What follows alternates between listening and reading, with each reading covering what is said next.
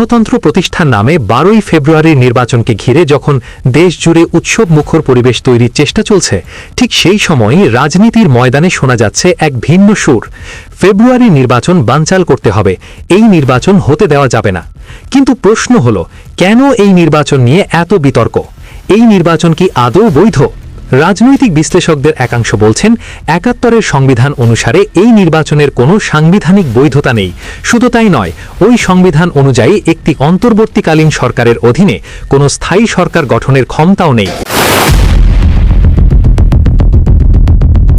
দেশের স্বার্থে অতীতে আমরা একসাথে কাজ করেছি, আগামীতেও দেশের স্বার্থে ইনশাল্লাহ আমরা একসাথে কাজ করব। এমনকি আমরা এটাও বলেছি যে 5টা বছরের জন্য জাতির স্থিতিশীলতার স্বার্থে এভাবে যদি চলতে থাকে তাহলে এই সরকারি অর্থ অপচয় করে এই নির্বাচনের কোনো প্রয়োজন নেই। আসসালামু আলাইকুম দর্শক, বাংলাদেশের রাজনীতিতে হঠাৎ এক চাঞ্চল্যকর খবর। 12 তারিখের নির্বাচনের ঘোষণা হঠাৎ বাতিল করা হয়েছে।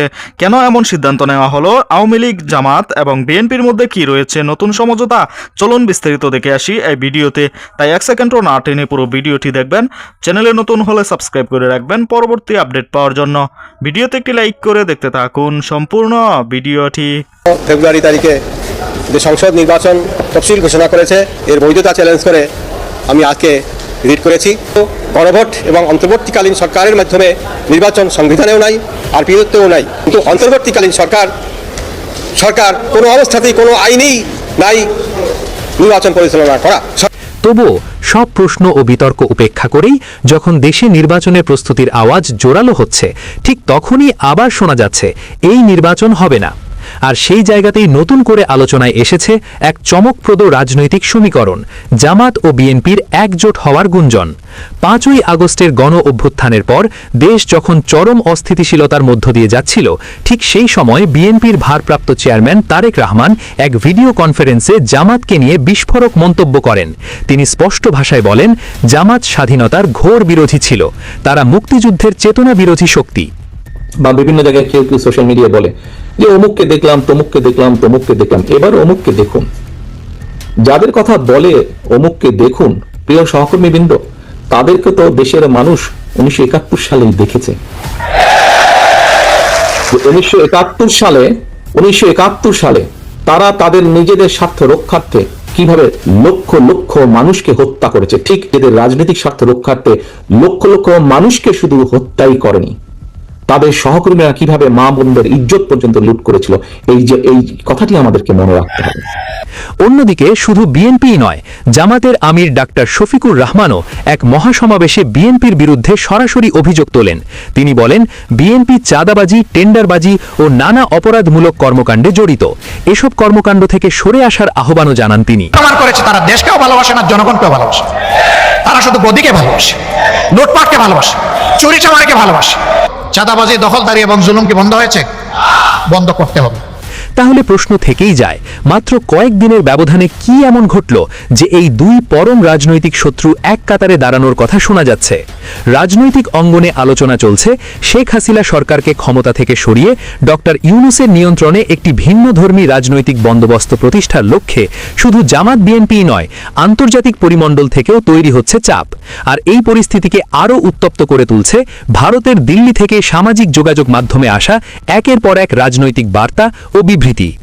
SA নিউজ 24H এর কাছে এসেছে এমনই একটি গুরুত্বপূর্ণ বার্তা, যা নতুন করে প্রশ্ন তুলছে দেশের রাজনৈতিক ভবিষ্যৎ নিয়ে। হ্যাঁ না ভোট দিয়ে তারা গণভোটটা দেয় কিভাবে? গণভোট দেওয়ার তো তাদের কোনো অধিকার নাই। গণভোট তারা কিভাবে দেয়? কারণ এই গণভোট করতে যাচ্ছে, এটা তো সাংবিধানিক কোনো ভিত্তি নাই। তারা নির্বাচন করতে যাচ্ছে। কি নির্বাচন? আওয়ামী লীগকে নির্বাচন করতে দেবে না। আজকে আওয়ামী লীগকে বাদ দিয়ে নির্বাচন করতে চায় কিসের জন্য তা জানেন? একটাই কারণে, আওয়ামী লীগের বিরুদ্ধে এত বদনাম, আমার বিরুদ্ধে এত বদনাম ছড়িয়েছে, এত কথা বলেছে, সারা বিশ্বব্যাপী অপপ্রচার করে বেরিয়েছে। তারপরেও যখন দেখে যে বাংলার মানুষের আস্থা বিশ্বাস আওয়ামী লীগের উপর আছে, আমার উপর আছে, নির্বাচন অবাধ নিরপেক্ষ হলেই আমরা জয়লাভ করব। যেহেতু আওয়ামী লীগ জয়লাভ করবে, যেহেতু আওয়ামী লীগ দেশের উন্নতি করবে, যেহেতু আওয়ামী লীগ ক্ষমতায় থাকলে দেশ বিক্রি করতে পারবে না, মানুষকে শোষণ করতে পারবে না, চুরি ডাকাতি রাহাজানি চাঁদাবাজি মাস্তানি এগুলি থাকবে না, দুর্নীতি করে হাজার হাজার কোটি টাকা বানাতে পারবে না, সেই কারণেই আজকে আওয়ামী লীগকে ইলেকশন করতে দেবে না, নিষিদ্ধ করে দিয়েছে। আমরা জনগণের ভোটে নির্বাচিত, আমাদেরকে নিষিদ্ধ করে অবৈধভাবে ক্ষমতা দখলকারী। এতে বড় তামাশা আর কি হতে পারে? আমাদের আওয়ামী লীগকে ভোট দিতে দেবে না, বলে ব্যালটে নৌকা মার্কা থাকবে না, আওয়ামী লীগ থাকবে না, সেই ব্যালটে কেন জনগণ ভোট দিতে যাবে? সেখানে ভোট দিতে যাবে না। আমরা তো নির্বাচন বর্জন করতে চাই না, আমরা নির্বাচন করতে চাই। বিএনপি নির্বাচন বর্জন করেছিল, বর্ণ দল 2024 নির্বাচন বর্জন করেছে, 2014 নির্বাচন বর্জন করেছে। কেন করেছিল? কারণ 2008 নির্বাচনে আওয়ামী লীগ যেভাবে জিতেছিল, এরপরে তারা জানে যে তাদের অপকর্ম, দুর্নীতি, দুঃশাসন মানুষ ভুলে নাই, যে কারণে তাদের ভোট দেবে না, তারা বর্জন করেছে। আমরা তো তা না, আমাদের বিশ্বাস আছে, জনগণের উপর আমার বিশ্বাস আছে, আস্থা আছে। কাজে আমরা এই জন্য ইলেকশন করতে চাই।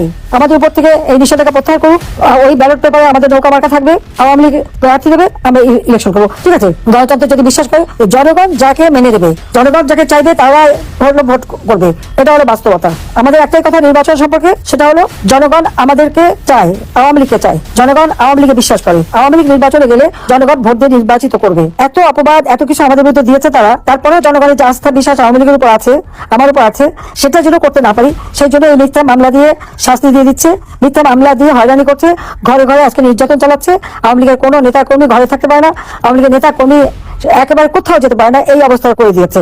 আওয়ামী লীগ নির্বাচন করতে চায়, আওয়ামী লীগ নির্বাচনে যেতে চায়, আওয়ামী লীগ নির্বাচন বর্জন করে না, বয়কট করে না, কিন্তু ব্যালটে যদি নৌকা মার্কা না থাকে, ব্যালটে যদি আওয়ামী লীগ না থাকে, সেই ব্যালটে আওয়ামী লীগের কেউ ভোট দেবে না, কেউ ভোট কিনতে যাবে না। এই উত্তপ্ত রাজনৈতিক আবহে দেশের প্রশাসনের ভূমিকাও আলোচনায়। সম্প্রতি সেনাপ্রধান তার বক্তব্যে বলেন, সব ভেদাভেদ ভুলে সবাইকে একসাথে কাজ করতে হবে, না হলে দেশের সার্বভৌমত্ব হুমকির মুখে পড়তে পারে।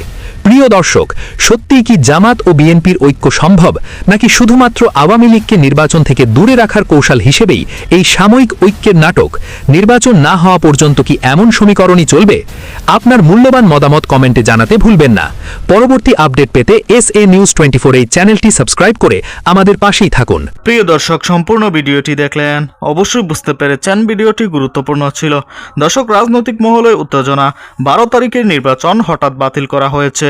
সরকার জানিয়েছে পরিস্থিতি বিবেচনা করে এই সিদ্ধান্ত নেওয়া হয়েছে।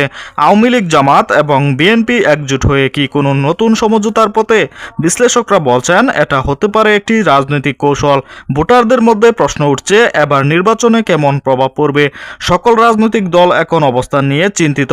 এই সিদ্ধান্ত দেশের রাজনৈতিক মানচিত্রে নতুন চ্যালেঞ্জ তৈরি করেছে। পরবর্তী সময়ের নির্বাচনের নতুন তারিখ কবে হতে পারে এবং ভোট প্রক্রিয়া কেমন হবে, সেটাই এখন সকলের নজরের কেন্দ্রবিন্দু। দর্শক, এ বিষয়ে আপনাদের কি মতামত তা অবশ্যই কমেন্টে জানাবেন এবং পরবর্তী আপডেট ভিডিও পেতে চ্যানেলটিকে এখনই সাবস্ক্রাইব করে রাখুন। এই মুহূর্তে বিদায় নিচ্ছি, দেখা হবে পরবর্তী কোনো ভিডিওতে। সে পর্যন্ত ভালো থাকুন, সুস্থ থাকুন। আসসালামু আলাইকুম।